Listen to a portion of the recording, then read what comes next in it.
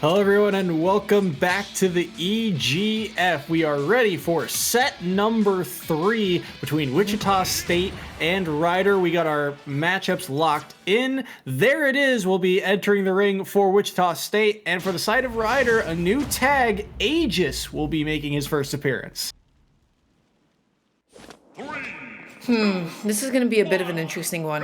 Once again, Mythra and Pilot just kind of have like that advantage of just having so much mobility. Going to be like really easy for them just to get on things like Link's Boomerang.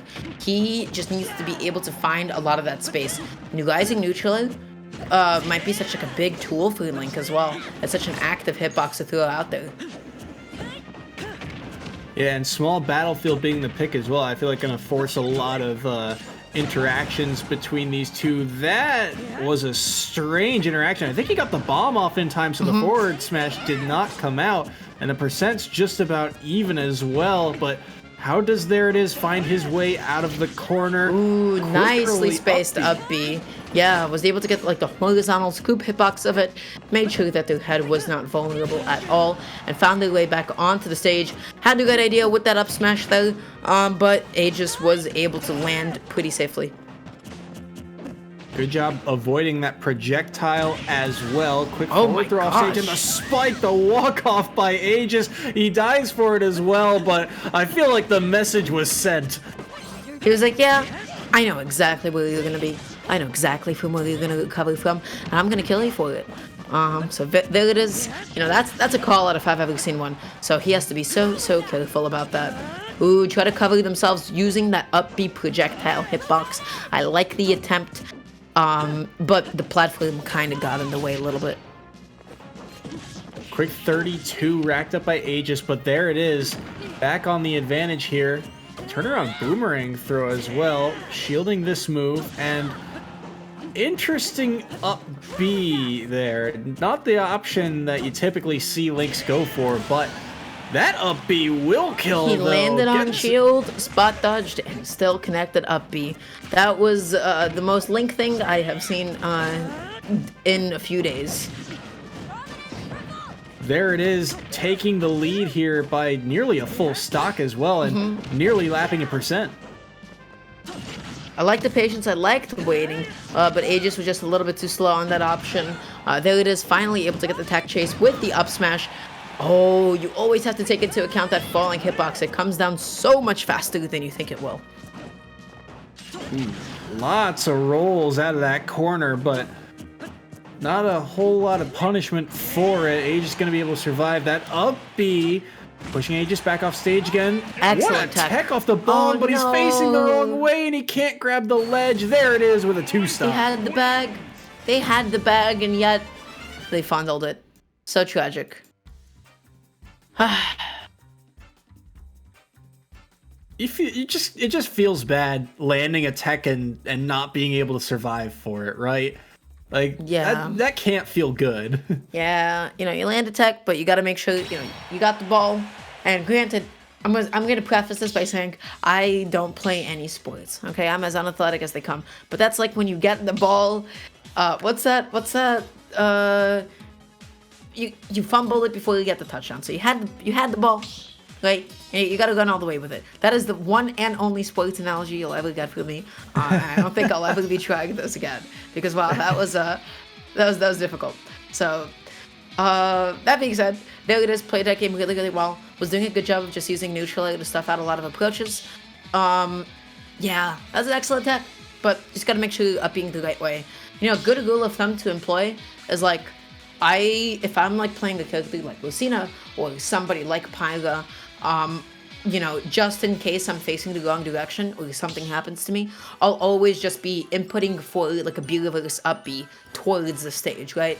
So if I'm already facing it, nothing happens. If I don't happen to be facing it, I do end up going in the correct direction, and I just don't end up risking anything. Yeah, unfortunate loss of stock there for Aegis. And with that, a 2-stock on the board for Wichita State. And, I mean, there it is.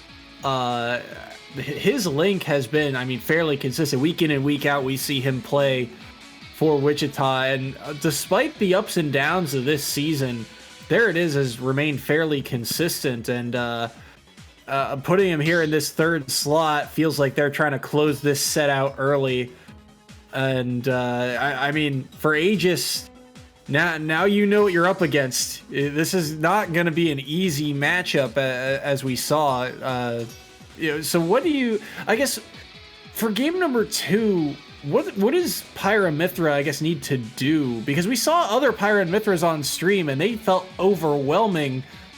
But in this case, Link just had a lot of answers, it felt like. So, I mean, we see, like, the stylistic opt to go more so through Pyra, but the issue is she lacks a lot of what makes Mithra Mithra. She lacks a lot of that mobility, she lacks a lot of those fast buttons. Mithra is able to get in there quick, able to pressure, able to just throw out so many hitboxes. While with Pyra, you're forced to play a little bit more passively and second beat, right?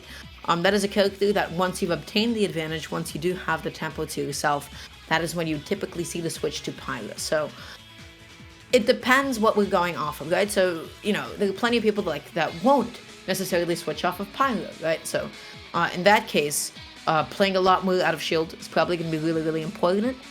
And being able just to sort of find some follow-ups like side B footstools, because it felt like a lot of the hits that Aegis was getting were one-off hits. But that being said, everything that I just said is absolutely, utterly, 100% useless, because now we're seeing the Mii Sword Fighter. Oh, geez. Oh, buddy. This is a funky one. I feel like these two characters honestly play, at least to some degree, very similarly. Although they are sword characters, they have a ton of projectiles that can cause a lot of problems for a lot of the cast. But I mean, off the start here, pretty even, but that forward smash gonna put Aegis back in a disadvantage and possibly a bomb get? No, gonna follow up with a jab, finds another bomb. Yeah, not able to find the edge guard, but I like back the to stage as well. Ooh, that F smash was so unsafe. Aegis with the out of shield punish, able to find it, tries to set something up with the tornado, but there it is, so cognizant of that option, just jumps right over it, as you have to be. Aegis had the right idea, but again, unless you're a character with an absolutely massive up smash, the best thing to do with Link's down air is just to dash back punish it. You know, don't even want to contest it vertically, just dash back punish it. Ooh, I kind of like the call out there from Aegis to go for that up B. The problem is, There It Is just kind of waited it out and was able to punish, and There It Is taking the first stock. Ooh, that bomb did an excellent job of just sort of covering There It Is a little bit, able to give him the shield and defense he needed to get back on, but either way, Aegis finds that first stock. There It Is going to be pressing buttons from center stage, but he's at center, so he can get away with it just fine. Gets the returning boomerang into the side B. You always have to be aware of that option. As soon as the Link throws that boomerang, you have to be like, yo, I need to know about this. Yeah, so you just have to keep in the back of your mind at all times. Back to basically even, a slight lead in percent for There It Is, and there's that boomerang you're talking about again, leading to a bit of a combo. That bomb nearly sending Aegis off stage as well, but the up B knocking him back again, and just the projectile placement for Aegis, for There It Is, has been on point, and just the follow-ups afterward. That up B actually is going to be able to take the stock too, so now There It Is with a massive advantage. For sure.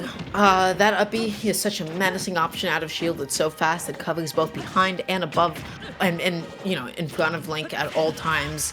Absolutely terrifying. But right now, There It Is sitting at a pretty good lead for themselves right now. Aegis, the issue is they're not really pressuring a lot of their is positioning. You know, I'm not really sure what their side B is, because if it's Chakram, I haven't seen it come out too often. Well, yeah, we've only seen Chakram, you know, once or maybe twice. It's been a lot of these tornadoes by the ledge. Does find the follow-up, but the up B unable to connect out of it. Possibly another one. Yeah, that up B is not going to be able to do it. It is from center stage, so I just want to see Aegis like mix themselves up a little bit more, go for a couple more chakrams at safe distances, try to make There It Is a little bit uncomfortable. That was really, really good spacing on that one. There It Is intentionally up being into that first tornado, but not gonna have the distance with that second up B to get back onto the stage.